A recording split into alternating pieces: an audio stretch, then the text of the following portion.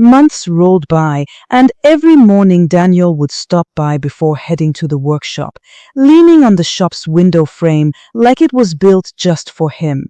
Their friendship had grown into something soft and unspoken. But unspoken things have a way of asking to be heard. One quiet afternoon, as the printer hummed and sunlight spilled through the blinds, Daniel walked in looking different, not tired but heavy. "Grace," he said quietly, his voice stripped of its usual warmth. Grace looked up. "What happened?" Daniel sighed. "Sarah came to see me yesterday." Grace's fingers froze on the keyboard. She didn't move, didn't breathe. "Oh!" Sarah got a transfer to Abuja. She wanted to say goodbye, properly this time. Daniel continued.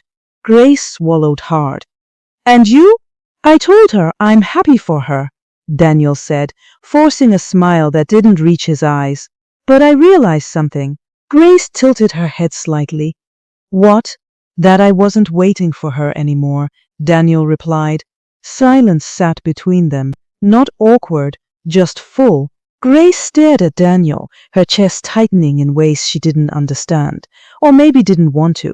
Daniel leaned forward slightly, eyes soft. "You know, Grace, you've written so many love letters for other people. Maybe it's time someone wrote one for you?" Grace's throat felt dry. "And who would that be?" Daniel smiled faintly. "Maybe someone who's still learning to speak your language." Before Grace could respond, a customer walked in, breaking the moment like glass shattering. Daniel stepped aside politely, gave Grace one last look, and left. That night, Grace couldn't sleep. The words she'd typed for others replayed in her mind, all those declarations, promises, apologies. But for the first time, she realized she'd never written one for herself. The next morning she did. Grace took out a sheet of paper and began to type, "Dear Daniel, you walked into my life asking for the right words, but you left teaching me that sometimes silence is enough. You brought warmth into the corners of my world. I don't know what this is yet, but it feels real, and that's enough." Grace folded the letter, placed it in an envelope, and wrote only his name on it. No address. No title, just Daniel. When Daniel came by later that day, Grace handed it to him without saying a word. Daniel looked confused at first, then opened it slowly. As his eyes moved down the page, his smile grew, that same quiet smile that once asked for help expressing what words couldn't carry.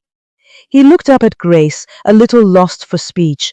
"So this is what love sounds like," Daniel said softly. Grace met his gaze. "It sounds better when shared." Then, for the first time, Daniel reached across the counter and held Grace's hand. In that tiny printing shop, time stood still. Two hearts, once tangled in other people's letters, finally found their own words.